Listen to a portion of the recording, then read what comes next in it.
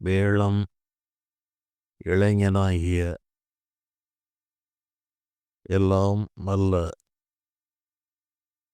ஸ்ரீ கனகாசலமூர்த்தி பெருமானுடைய திருவருளினால் வெளிவந்து கொண்டிருக்கும் இந்த ஞானச்சாரலில்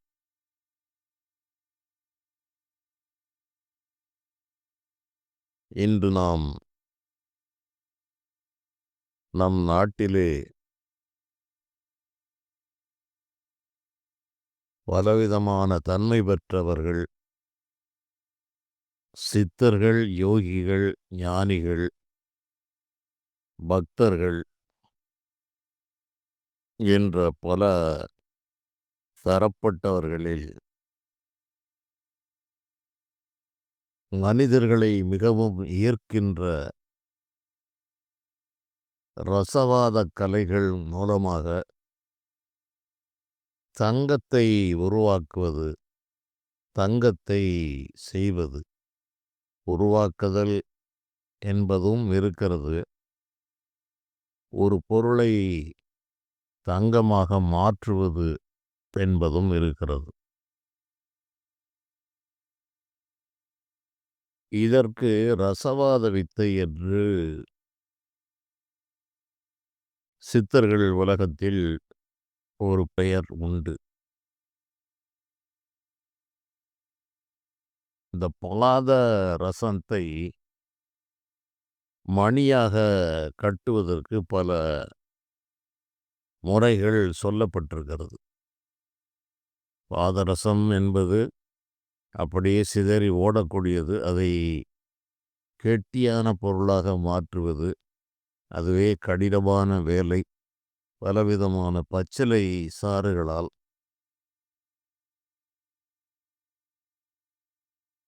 அந்த வேலை செய்யப்படுகிறது.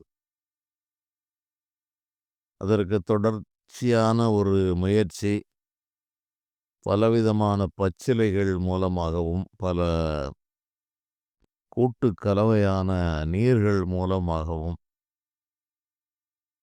அதை மீண்டும் மீண்டும் போட்டு அதை கெட்டியான ஒரு பொருளாக மாற்றுவது. அந்த கெட்டியான பொருளாக மாற்றுவதற்கு ஆரம்ப வேலைகள் அனைத்தையும் முடித்த பிறகு அது அதனுடைய துரிசுகள் முழுவதும் நீங்கிவிட்டதா என்று பார்ப்பார்கள். அதனுடைய குற்றங்களெல்லாம் முழுமையாக நீங்கிய அந்த பாதரசம்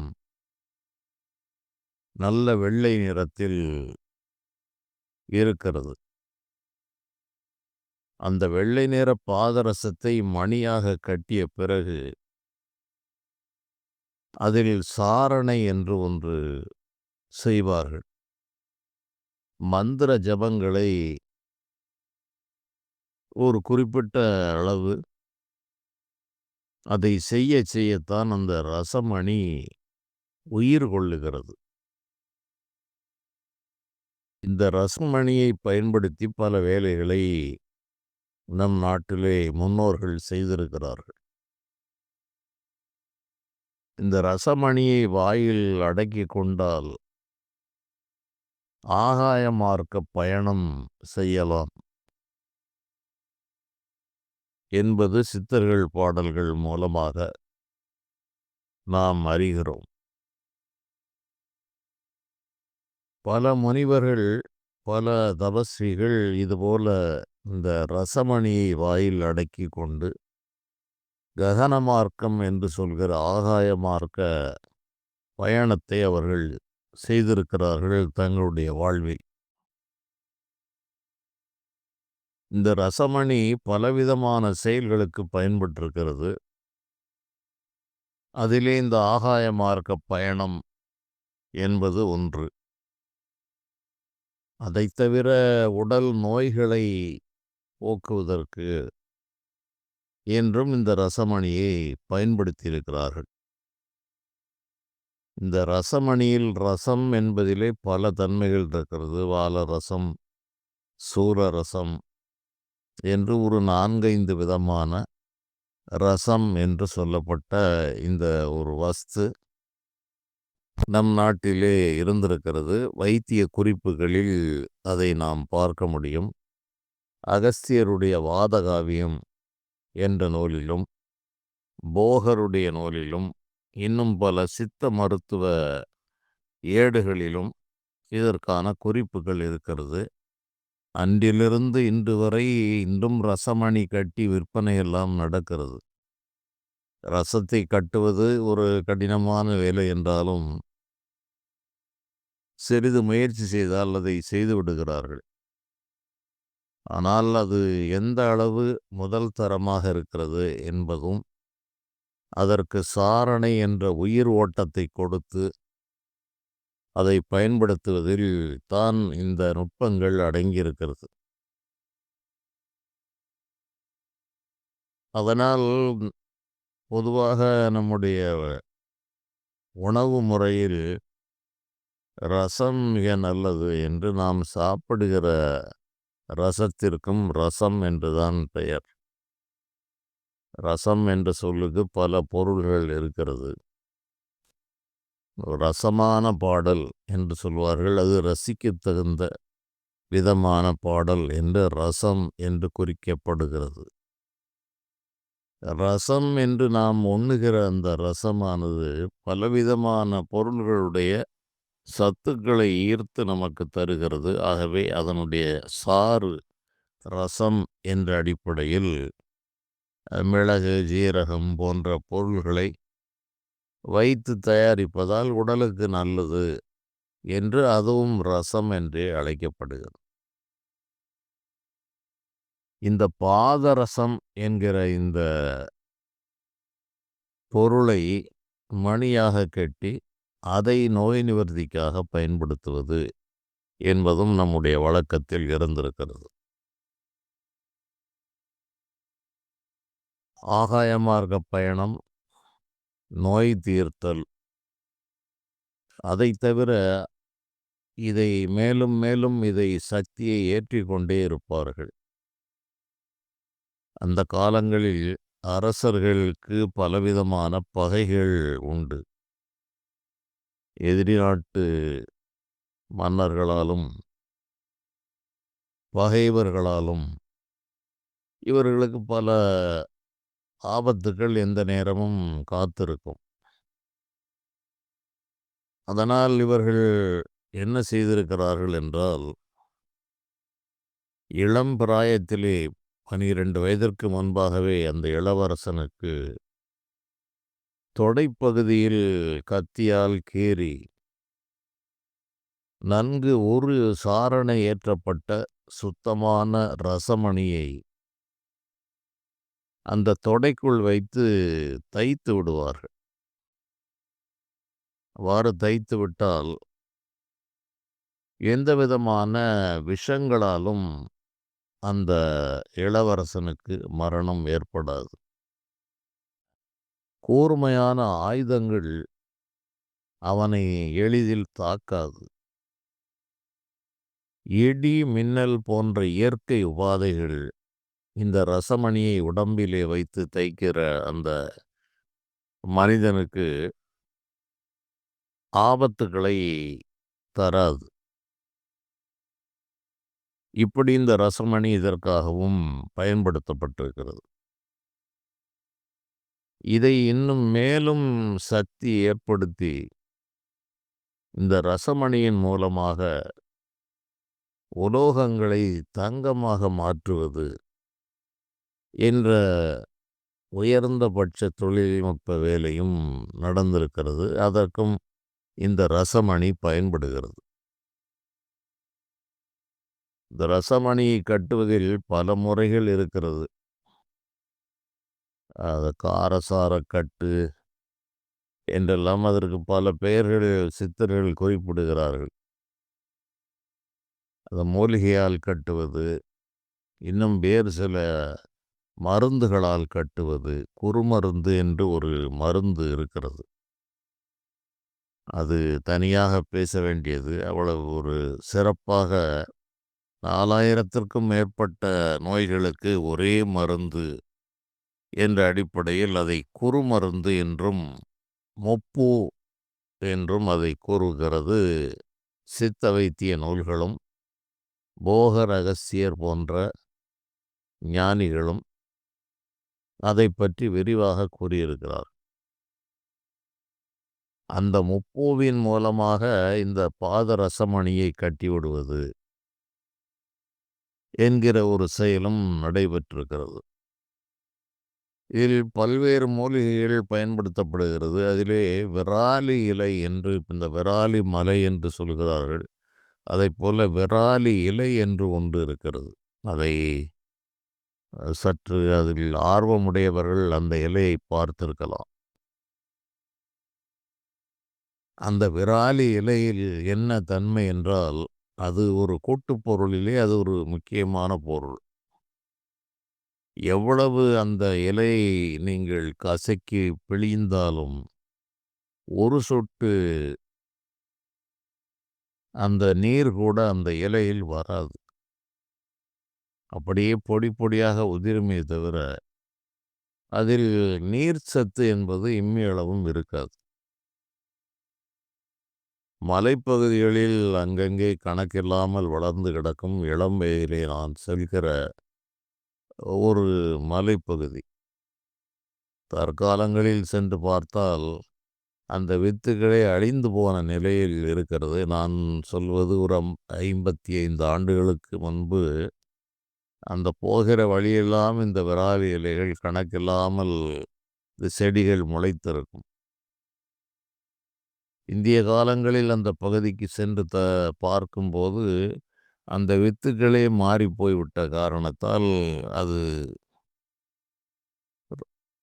சாலை ஓரங்களில் முற்றிலுமாக இல்லை. இந்த மலைப்பகுதிக்கு உட்புறமாக சென்று தேடினால் ஏதாவது 1, 2 கிடைக்கும். ஆனால் அந்த ஒன்றை மட்டும் வைத்து செய்ய முடியாது. அது பிரதானமாக அதில் பயன்படுகிறது. அதில் சாறு எடுக்க வேண்டும் என்று சொல்லப்பட்டிருக்கிறது. இளம் வயதிலே இதையெல்லாம் சில அறிஞர்களால் கேள்விப்பட்டு நானும் அதை பார்த்திருக்கிறேன். அந்த இலையை எவ்வளவு கசக்கினாலும் அதில் நீர் சத்தை பார்க்க முடியாது. அதில் நீர் சத்தை எடுப்பதற்கு வேறு சில நுணுக்கங்கள் சொல்லப்பட்டிருக்கிறது. அதன் மூலமாக பலவித கூட்டுப் பொருள்களில் இது ஒரு பிரதானமான ஒரு பொருளாக பயன்பட்டிருக்கிறது. இப்படி பல மூலிகைகள் அடையாளம் தெரியாமல் காலத்தால் மறைந்து போய்விட்டது. இந்த மூலிகைகளால் பல காரியங்கள் நம்முடைய முன்னோர்கள் எளிமையாக செய்திருக்கிறார்கள். இன்று நாம் கோடிக்கணக்கில் பல கோடிக்கணக்கிலே செலவு செய்து எந்திரங்கள் மூலமாக செய்கிற வேலைகளை அவர்கள் மிக சாதாரணமாக பச்சிலை மூலிகைகளால் அறுவை சிகிச்சை வரை செய்திருக்கிறார்கள். அறுவை சிகிச்சை செய்துவிட்டு அதை தற்காலத்தில் தையல் போடுவது என்ற ஒரு நிலை இல்லாமல் ஒரு பச்சிலை சாறை மீண்டும் போட்டால் அந்த காயங்கள் உடனடியாக ஒட்டி கொண்டு விடுகிறது. அப்படிப்பட்ட மூலிகைகள் நம் நாட்டில் பயன்படுத்தப்பட்டிருக்கிறது. அப்போது இப்போ தங்கம் செய்வதற்கு இந்த ரசகுளிகை என்பது பயன்படுகிறது என்பது காலம் காலமாக இருந்து வருகிற வேலை. மனிதர்களுக்கு இந்த தங்கத்தின் மேல் உள்ள மோகமானது பொன்னாசை என்றே அதில் 3 ஆசைகளில் பிரதான ஆசையாக இது சொல்லப்பட்டிருக்கிறது. ஆகவே அன்றும் இன்றும் இந்த தங்கத்தின் மேல் உள்ள ஈர்ப்பு எளிதில் போகாது. மண்மேல் உள்ள ஈர்ப்பு எப்படி போகாதோ அதுபோல இந்த பொன்மேல் உள்ள ஈர்ப்பும் போகாது. காரணம் என்ன என்றால் அந்த உலோகமானது எத்தனை காலம் இருந்தாலும் துரு ஏறாது. துரிசு ஏறாத காரணத்தால் மனிதர்கள் அதற்கு ஒரு மதிப்பை கொடுத்து அதை பயன்படுத்துகிற ஒரு நிலை வந்த பிறகுதான் அதற்கென்று ஒரு விலை, அதற்கென்று ஒரு பாதுகாப்பு என்றெல்லாம் வந்தது.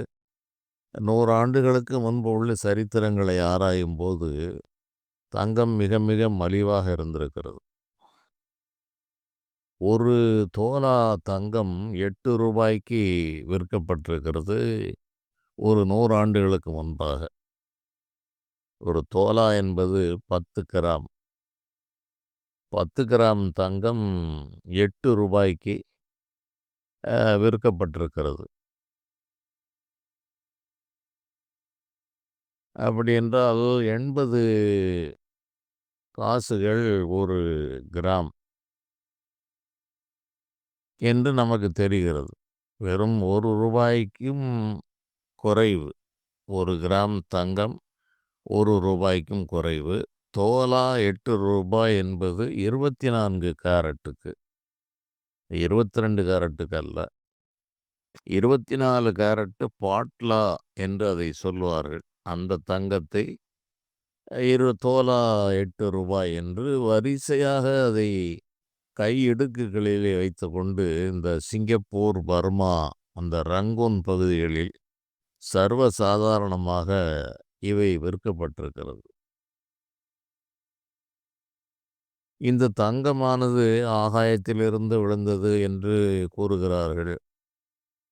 மண்ணில் பூகம்பத்தினால் அது விளைந்தது. மேற்பரப்பிலும் கிடைக்கிறது, ஆற்றுக்கரைகளில் கிடைக்கிறது, சிறிதளவு மண்ணை தோண்டினால் கிடைக்கிறது, சுரங்கங்களை தோண்டினால் கிடைக்கிறது என்று இந்த தங்கத்தை எடுப்பதற்கு, தங்கம் உருவாவதற்கு பல கதைகள், பல ஆய்வுகள் எல்லாம் சொல்லப்படுகிறது. இன்றைய அறிவியல், வானியல் சாஸ்திரங்கள் கற்றவர்களுடைய கூற்றுப்படி அதில் பலவிதமான கட்டுரைகள் எல்லாம் வந்து கொண்டிருக்கிறது. அந்த துறையில் ஆர்வம் மிக்கவர்கள் வான்வெளியில் பூமியைப் போல ஒரு மிகப்பெரிய ஒரு கிரகம் முழுவதும் தங்கமயமாகவே இருக்கிறது என்று கூறுகிறார்கள். இது தற்போது உள்ள ஆய்விலே கண்டுபிடிக்கப்பட்டது. பூமியளவு ஒரு பிரம்மாண்டமான ஒரு கிரகம் முழுவதும் தங்கம், அதுவும் அதனுடைய அந்த தூய்மைத்தன்மை அளவில்லாமல் இருக்கிறது என்றும் கூறுகிறார்கள். அதை சென்று நாம் எடுப்பது என்பது இயலாத காரியம். அதற்கு இங்கே இருந்து அந்த ராக்கெட் எல்லாம் செலவு செய்து போய் எடுப்பது. ஒரு பூமி முழுவதும் தங்கம் என்றால் அது எத்தனை அளவு இருக்கும் என்பதை நாம் கற்பனை செய்து பார்த்து கொள்ளலாம். இப்படியெல்லாம் இதற்கு பல வரலாறுகள் இருக்கிற நிலையில் நம்முடைய தமிழ்நாட்டில் இந்த தங்கத்தை செய்தவர்கள் பலர் இருக்கிறார்கள். இன்றும் ஒரு யோகி, ஒரு சித்தர் என்றால் அவர் தங்கம் ஏதேனும் ஒரு காலத்தில் கொஞ்சம் தங்கம் செய்திருந்தால் மட்டுமே அவருடைய பெயர் இந்த சித்தர்கள் உலகத்தில் இன்றளவும் பேசப்பட்டு கொண்டிருக்கும். அவர் வேறு ஏதோ ஞானத்தை சொல்லி சிவ சிவ என்றிட செம்பு பொன்னாகும் என்று கூறுகிறார்கள். அவ்வாறு அந்த ஒரு உயர்ந்த ஞானத்திலே சொன்னவருடைய பெயர்கள் இந்த சித்தர்கள் பட்டியலில் நெடுநாட்கள் இருக்காது. சிவ சிவ என்றிட செம்பு பொன்னாகும் என்றால் இவர்கள் செம்பு உலோகத்தை எடுத்து பஞ்சாட்சர மந்திரத்தை ஜபம் செய்து அது தங்கமாகிறதா என்று பரிசோதித்து கொண்டே இருப்பார்கள். ஆனால் ஞானிகள் என்ன சொன்னார்கள் என்றால், சிவ சிவ என்று நீ கோடிக்கணக்கான மந்திரங்களை ஜபம் செய்ய செய்ய செம்பு போல் அடிக்கடி களிம்பு ஏறி மாசுபட்ட உன்னுடைய மனம் எப்போதும் துரு ஏறாமல், துரிசு ஏறாமல், மாசில்லாத தங்கம் போல உன்னுடைய மனம் மாறிவிடும் என்ற ஞான பொருளில் அதை கூறினார்கள். இப்படி இந்த ரசமணியால் தங்கம் செய்வது என்பது சாதாரணமாக இதை ஒரு குறுமுகமாக கற்று ரசமணியை தயாரித்து செய்வது என்பது இருக்கிறது. ஆனால் இந்த இறையருளால் இந்த யோக சித்தியை பெரிதளவு பெற்றவர்கள் தங்களுடைய வியர்வையிலிருந்தும் சிறுநீரிலிருந்தும் தங்கத்தை செய்தவர்கள் உண்டு. அன்றைய ஆங்கிலேய ஆட்சி காலத்தில் திருநெல்வேலி மாவட்டத்தில் ஒரு 2 சம்பவங்கள் இவ்வாறு நடந்திருக்கிறது. அதில் ஒன்று என்னுடைய தந்தையால் பார்க்கப்பட்டு கூறப்பட்ட செய்தி. சங்கரன்கோயில் பகுதியில் ஒரு சாமியார் போல் ஒருவர் அலைந்து கொண்டிருந்திருக்கிறார். அவர் அப்போது பொருள்களை வாங்குவது ஆங்கிலேயருடைய ஆட்சி காலம். பொருள்களை வாங்கிவிட்டு ஒரு தங்க காசுகளை அவர்களுக்கு கொடுத்து செல்வது அவருடைய வழக்கமாக இருந்திருக்கிறது. இவர்களும் தங்கம் கிடைக்கிறது என்று அப்போது அரசாங்க தங்கம் என்றால் அதற்கான முத்திரைகள் எல்லாம் இருக்க வேண்டும். இவர் கொடுக்கிற தங்க காசில் எந்த முத்திரையும் இருக்காது. இவ்வாறு இது பரவலாக அங்கங்கே நிகழ்ந்து கொண்டிருக்கிறது. இந்த இந்த சித்தர் என்ற ஒரு நிலை பெற்றவர் எங்கிருந்தார், இந்த ஊர் என்பதெல்லாம் தெரியாது. அவர் ஒரு சஞ்சாரியாக இருந்திருக்கிறார். அவ்வாறு செய்து வருகின்ற காலத்தில் சங்கரன்கோயிலில் தான் அதை கண்டுபிடித்ததாக சொல்லப்படுகிறது. எங்கு கேட்டாலும் இந்த ஒரு அரசாங்க சின்னம் பொறிக்கப்படாத தங்க நாணயம் அங்கங்கே பழக்கத்தில் வருகிறது என்று இவர்கள் ஆங்கிலேய காவலர்கள் துப்பறிந்து பார்த்தால் அனைவருமே இது ஒரு சித்தர் ஒருவர், சாமியார் ஒருவர் கொடுத்தார் என்ற பதில் அவர்களுக்கு கிடைத்திருக்கிறது. அதனால் இவர்கள் இந்த சாமியார்கள், சித்தர்கள் என்கிற மனிதர்களை தேடி இவர்கள் தங்களுடைய பயணத்தை தொடங்கினார்கள். அவ்வாறு ஒரு முறை இவ்வாறு செய்து கொண்டிருக்கும்போது ஒரு சாமியார் உண்மையிலேயே இதை செய்த ஒரு சித்தர் ஒருவரை இவர்கள் பிடித்து விட்டார்கள். பிடித்து இந்த இளநிலையில் உள்ள அந்த அதிகாரிகள் விசாரிக்கும்போது, அப்போது இந்த ஆங்கிலேயர்களுக்கும் நமக்கும் மொழிபெயர்ப்பாளர்கள் துபாஷி என்று த்விபாஷி, த்வி என்றால் 2, பாஷி என்றால் 2 மொழியையும் அறிந்தவர். அவர்தான் இங்கு மொழிபெயர்த்து சொல்லுவார். ஆங்கிலத்தில் அவர்கள் சொல்வதை தமிழில் சொல்லுவார். தமிழில் இவர்கள் சொல்வதை ஆங்கிலத்தில் அவர்களுக்கு சொல்வார்கள். இவற்றை துபாஷி என்றும் த்விபாஷி என்றும் சொல்வார்கள். இப்படி கணக்கில்லாமல் இருந்திருக்கிறார்கள். அவர்கள்தான் இந்த மொழிக்கு அது ஊடகமாக இருந்து மொழிபெயர்ப்பாளர்களாகவும் செயல்பட்டிருக்கிறார்கள். அப்போது இவர்களை பிடித்து விசாரித்தவுடன், "என்னய்யா நீங்கள் இந்த தங்கத்தை எப்படி கொடுக்கிறீர்கள்? இது உங்களுக்கு எங்கிருந்து கிடைத்தது?" என்றெல்லாம் கேட்டபோது, இதுபோன்ற சித்தர்கள் தங்கள் நிலை மறந்தவர்களாகவும், மானிடர்களை இம்மியளவும் மதிக்கும் தன்மை இல்லாதவர்களுமாக இருப்பார்கள். இதற்கு எங்கப்பா போய் நான் செய்ய வேண்டும்? நானே செய்தேன், கொடுத்தேன் என்று அவர் கூறியிருக்கிறார். இவர்களுக்கு இதிலெல்லாம் நம்பிக்கை இல்லை. இன்னும் தங்கத்தை செய்தேன், கொடுத்தேன் என்று ஏதோ ஒரு உணவுப் பொருள் போல் சொல்கிறார் என்று இவர்கள் நினைத்தார்கள். இவருடைய பதிலில் திருப்தி இல்லை என்ற காரணத்தால் திருநெல்வேலியிலே அந்த நீதித்துறை தலைவர், அப்போது திருநெல்வேலி மாவட்டம் உருவாகியிருந்த காலம் 1890 காலத்தில் தான் திருநெல்வேலி மாவட்டம் என்று ஆங்கிலேயர்களால் பிரிக்கப்பட்டது. அதுவரை ஜில்லா மதுரை ஜில்லா அந்த தெற்கே நம்முடைய அந்த கன்னியாகுமரிக்கு சற்று முன்பு வரை அது திருநெல்வேலி ஜில்லாவாக இருந்திருக்கிறது. மதுரை ஜில்லாவாக இருந்திருக்கிறது. 1890 காலங்களில் திருநெல்வேலி ஜில்லாவாக அது மாற்றப்பட்டது ஆங்கிலேயர்களால். அப்போது இந்த ஜில்லா அதிகாரிகள் முன்னிலையில் நீதிமன்றம் மற்றும் காவல் உயர் நிலை பெற்றவர்கள் எல்லாம் அங்கு பாளையங்கோட்டையில் தான் இருப்பார்கள். அப்போது இவரை பிடித்து கொண்டு போய் அங்கே அவர்கள் முன்னிலையில் ஒப்படைத்தார்கள். இந்த சித்தருக்கு எந்த விதமான ஒரு தயக்கமோ கலக்கமோ இல்லை. அவர்களெல்லாம் விசாரித்தார்கள். இந்த துய்பாஷிகள் இதற்கு உதவினார்கள். அப்போது, "ஐயா, நீர் தங்கம் செய்து இதை எப்படி கொடுத்தீர்கள்?" என்றால், "நான் தங்கத்தை செய்து கொடுத்தேன்." "அது எப்படி சாத்தியம்? இது நடக்கக்கூடிய காரியம் அல்லவே!" என்று இவர்கள் கேட்கவும், இல்லப்பா, இதெல்லாம் ஒரு பெரிய வேலை இல்ல." என்று இவர் கூறினார். அப்போது, "தங்கத்தையே செய்துவிட முடியுமா? நீ என்னதை வேண்டானாலும் செய்யலாம் அப்பா." என்று இவர் ஒரு சர்வ சாதாரணமாக கூறியிருக்கிறார். அப்போது இவர்கள் அனைவரும் கூடி, "நாளை நீங்கள் பொது வெளியில் எல்லோரும் காண ஒரு உலோகத்தை தங்கமாக நீங்கள் செய்துவிட்டால் உங்களை விட்டுவிடுகிறோம்.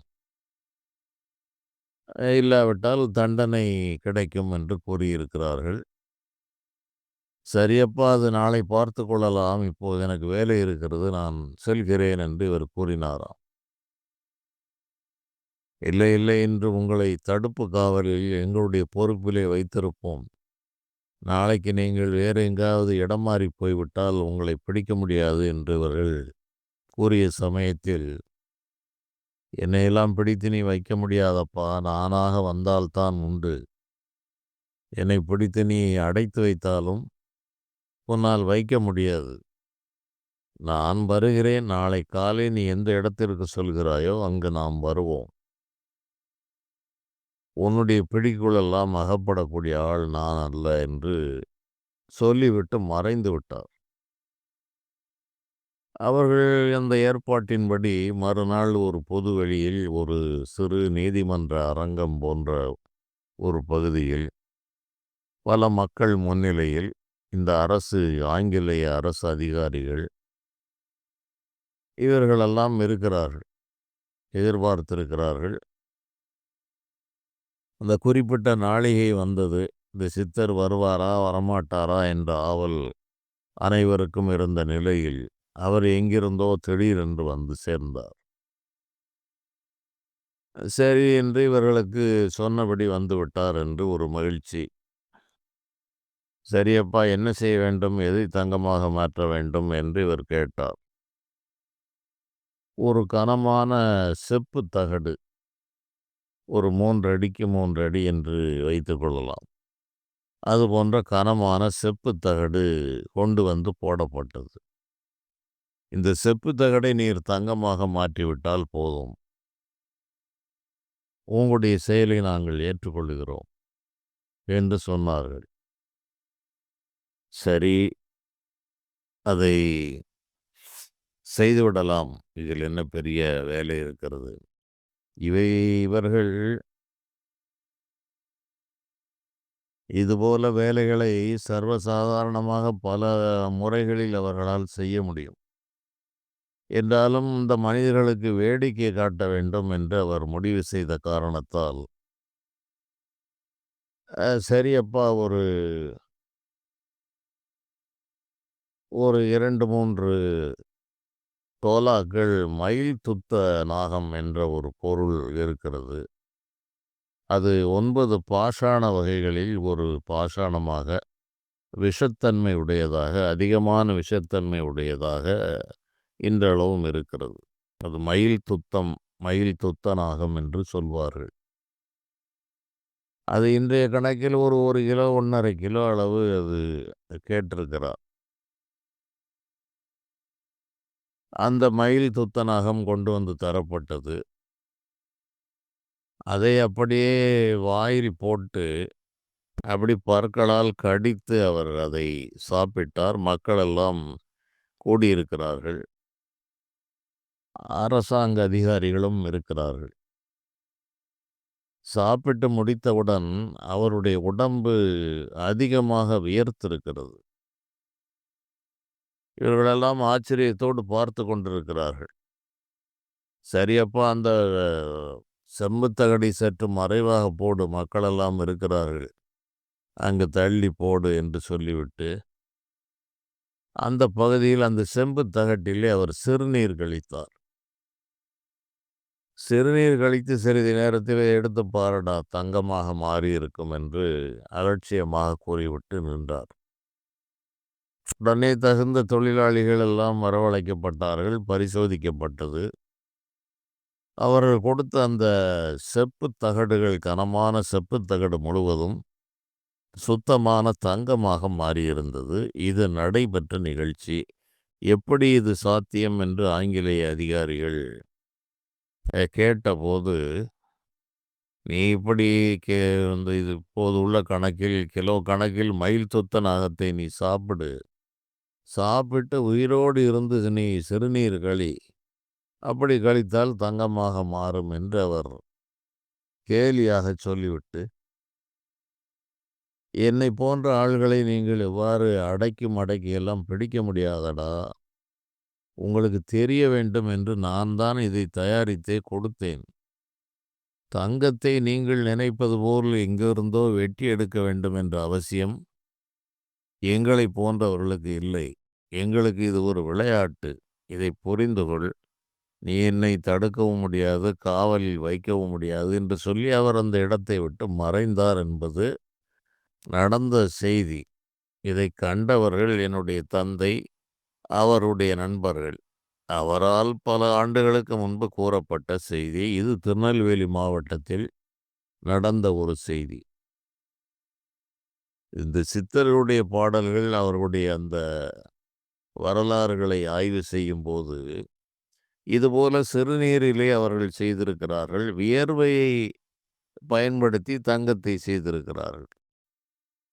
இவையெல்லாம் ஒரு முறை என்றால், ஒரு மனதிலே நினைத்துக்கொண்டு அதை அப்படியே தங்கமாக மாற்றுவது என்ற உயர்ந்த நிலைக்கும் போயிருக்கிறார்கள். அதற்கான வரலாற்று செய்திகளெல்லாம் இருக்கிறது. அந்த காலங்களில் சுரங்கங்களே இல்லாத நம்முடைய தமிழ்நாட்டிலும், இந்தியாவிலும் கணக்கில்லாமல் டன் கணக்கில் தங்கங்கள் எல்லாம் உருவாயிற்று. இவற்றை சேகரிப்பதற்கு எந்த விதமான இயந்திரங்கள் எல்லாம் இல்லை. சுரங்கம் தோண்டக்கூடிய வசதிகள் இல்லை.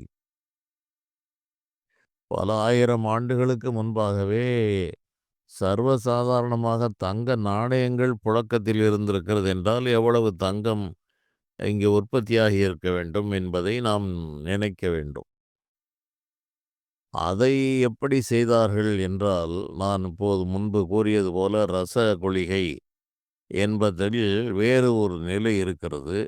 அதை ஸ்பரிசன வேதி என்று அவர்கள் வைத்திருக்கிறார்கள். இவ்வாறு வியர்வையால் செய்வது, சிறுநீரால் செய்வது என்பதெல்லாம் அ அதுவே சற்று கடினமான வேலை என்று அவர்கள் உணர்ந்த காரணத்தால், இந்த ஸ்பரிசன வேதி என்று அதற்கென்று ஒரு சிறப்பான ஒரு குளிகையை தயாரித்திருக்கிறார்கள்.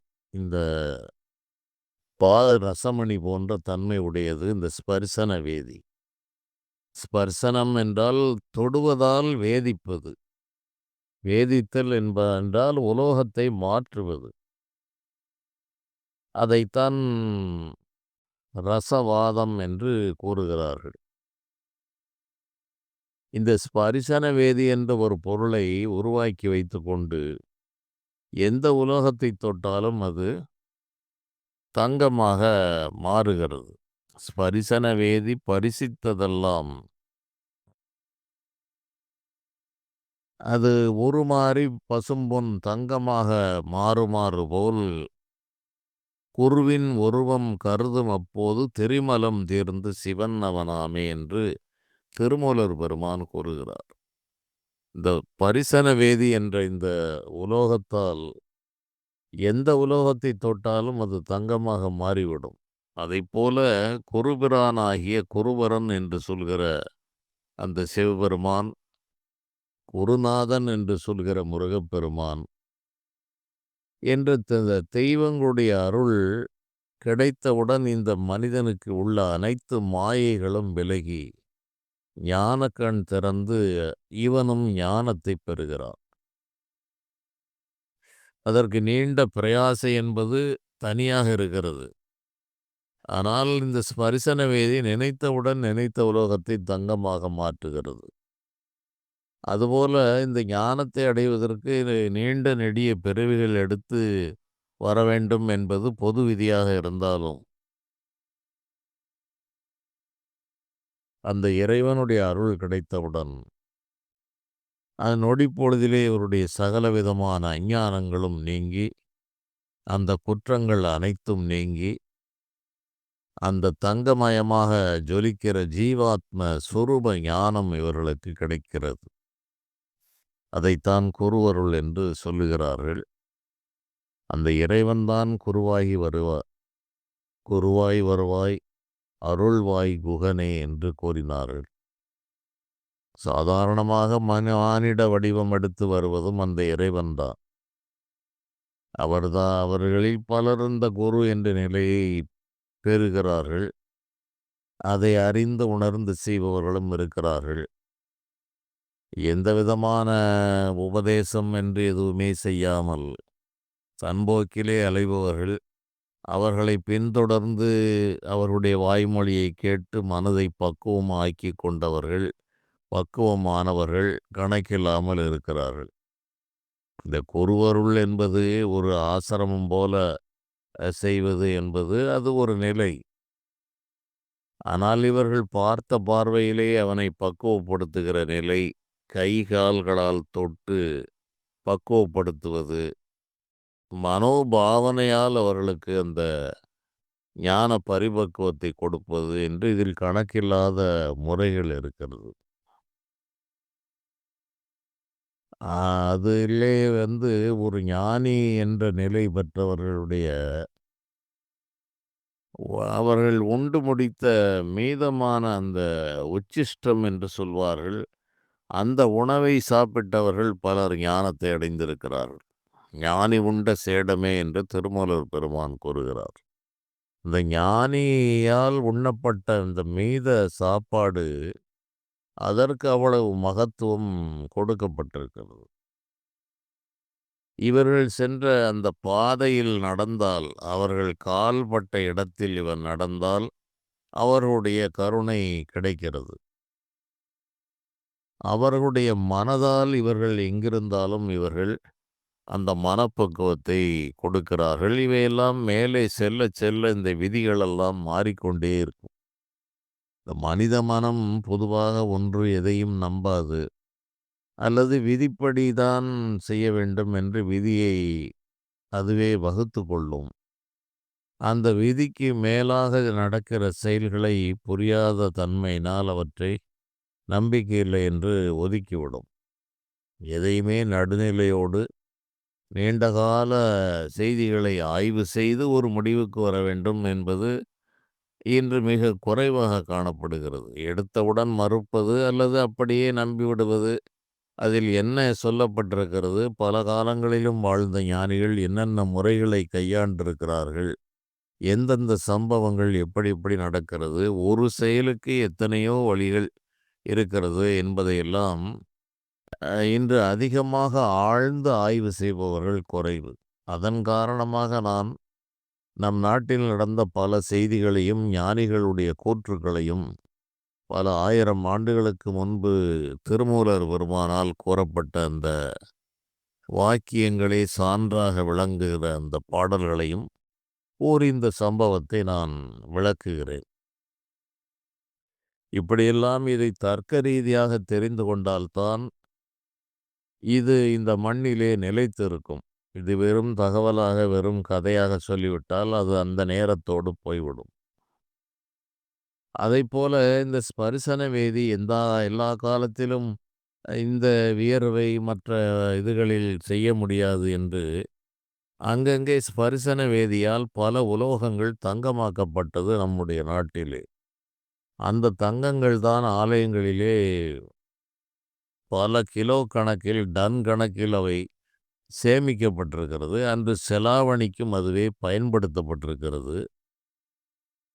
இந்த தங்க சுரங்கமே இல்லாத நம்முடைய நாட்டில் இத்தனை கோடிக்கணக்கான டன் கணக்கு மதிப்புள்ள தங்கங்கள் சேர்ந்தது.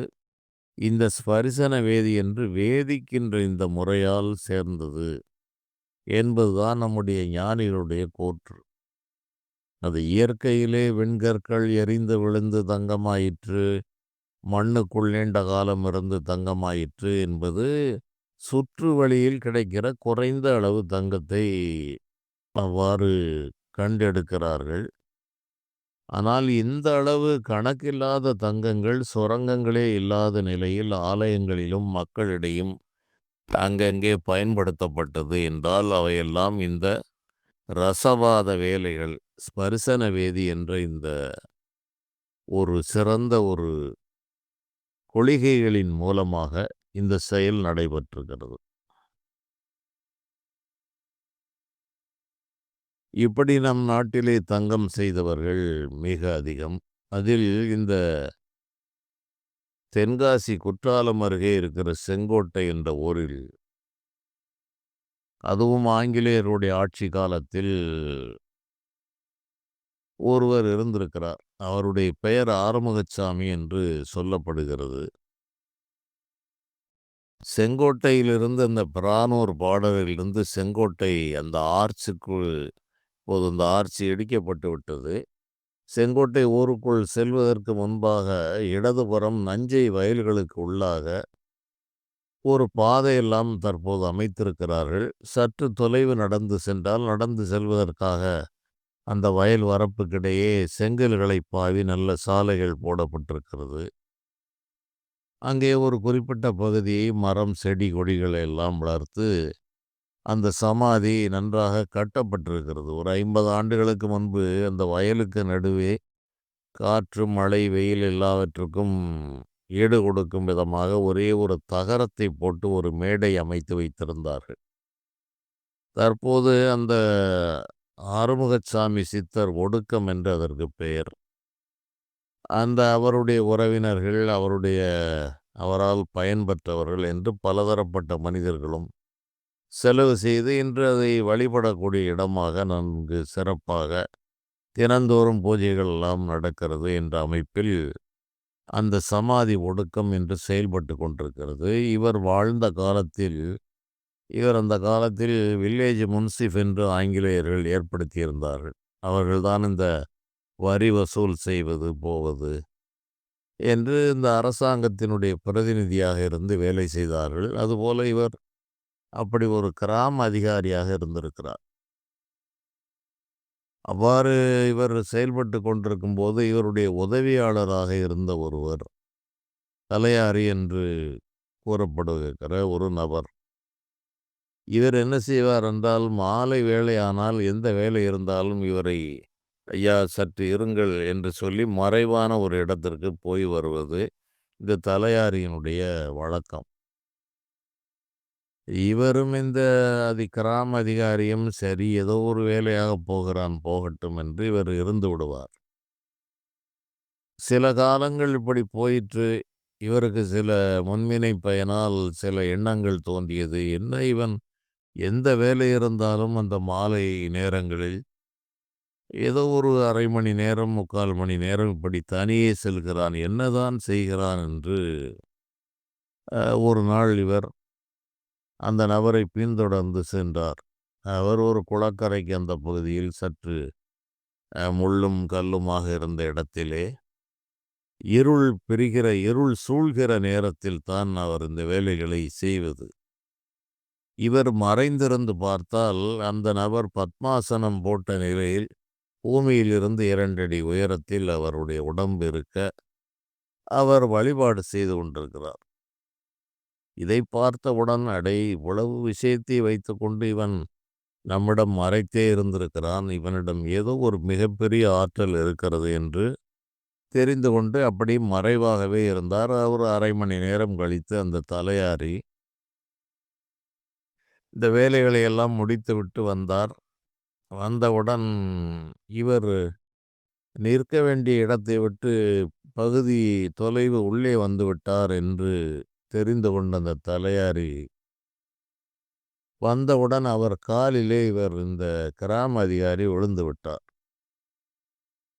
அந்த ஆள், "ஐயா என்ன நீங்கள் என் காலிலே விழுகிறீர்கள்" என்று சொல்லவும், "இல்லையப்பா நான் பார்த்து விட்டேன்" என்று இவர் கூறினார். அவர் அதன் பிறகு, "பார்த்து விட்டீர்களா" என்று கேட்டார். "ஆமாம் ஐயா, பார்த்து விட்டேன். எனக்கு நீதான் உபதேசம் செய்து ஆட்கொள்ள வேண்டும்" என்று அவரிடம் பணிந்து வேண்டிய பிறகு அவர் சில மந்திரங்களை, சில உபாயங்களை இவருக்கு சொல்லிக் கொடுத்திருக்கிறார். இவரே ஒரு இல்லறவாசியாகத்தான் இருந்ததாக கூறுகிறார்கள். இந்த மந்திரோபதேசத்தை வாங்கிக் கொண்டு முந்திய பிறவியினுடைய ஊழ்வினை பயனால் இவருக்கு அந்த ஞானமும், யோகமும் சித்தியாகிற ஒரு காலம் ஏற்பட்டு, செண்பகாதேவி அருவி பகுதியிலே நீண்ட காலம் இந்த மந்திரங்களை ஜெபம் செய்து கொண்டு, குடும்பங்களை எல்லாம் அப்படி அப்படி அங்கங்கே யாரும் கவனித்துக் கொள்ளட்டும் என்று விட்டுவிட்டு, இவர் அந்த செண்பகாதேவி மலைக்காடுகளிலே இவர் தன்னுடைய நெடுகாலம் இவருடைய வாழ்க்கையை கழித்து, இந்த யோகத்தில் பரிபூரண சித்தியை அடைந்தார். அடைந்த பிறகு இவரை சந்திக்க செல்லும்போது எப்போதும் ஒரு கருநாகம் இவருடைய கழுத்தை சுற்றி அமர்ந்திருக்கும் என்று இவரை தெரிந்தவர்கள் கூறுகிறார்கள். இவரை தெரிந்து பழகியவர்களும் அதிகமாக இருக்கிறார்கள். அவரும் இது போலவே ஒரு வேண்டிய ஒரு வீட்டிற்கு அடிக்கடி இந்த ஸ்ரீவில்லிபுத்தூருக்கு சென்று வருகிற வழக்கமுடையவர். அங்கே ஒரு பெண்மணி, "என்னையா வருகிறாய் போகிறாய், குழந்தைகளெல்லாம் இருக்கிறது, எப்படி திருமணம் நடத்துவது, ஏதாவது ஒரு உதவி செய்" என்று ஒரு வயதான மூதாட்டி கேட்டபோது, இது என்ன பெரிய வேலை என்று சொல்லிவிட்டு அப்படி ஒரு மறைவாக மணல் குவித்திருக்கிற ஒரு பகுதிக்கு சென்று சிறுநீரை கழித்தார். அவர் சிறுநீர் பட்ட அந்த மணல் அனைத்தும் தங்கமாக மாறிற்று. இதையடுத்து உன்னுடைய பேத்தி, பேரன் கல்யாணங்களை எல்லாம் நடத்து என்று சொல்லிவிட்டு இவர் வந்து சேர்ந்து விட்டார். இவர்கள் அந்த தங்கத்தை பயன்படுத்தி அந்த செயல்களை எல்லாம் முடித்தார்கள். இப்படி இவர் தான் வாழ்ந்த காலங்களில் பலவிதமான இது போன்ற விசித்திரமான செயல்களை செய்து, அந்த வயல் பகுதியில் இவருக்கான ஜீவ சமாதி ஒடுக்கம் என்று இன்றளவும் அது சிறப்பாக செயல்பட்டு கொண்டிருக்கிறது. இது நம் நாட்டிலே நடந்த ஒரு சர்வசாதாரணமாக நடந்த செயல். இந்த அடிப்படையில் தங்கம் நம் நாட்டில் உருவாக்கப்பட்டிருக்கிறது. இறை அருளை பெறுகின்ற நிலையில் கிடைக்கிற யோக சித்திகளில் இது மிக மிக சர்வசாதாரணமாக நம்முடைய யோகிகளாலும் சித்தர்களாலும் கையாளப்பட்டிருக்கிறது. மேலும் இது போன்ற செய்திகளை பார்க்கலாம். நன்றி.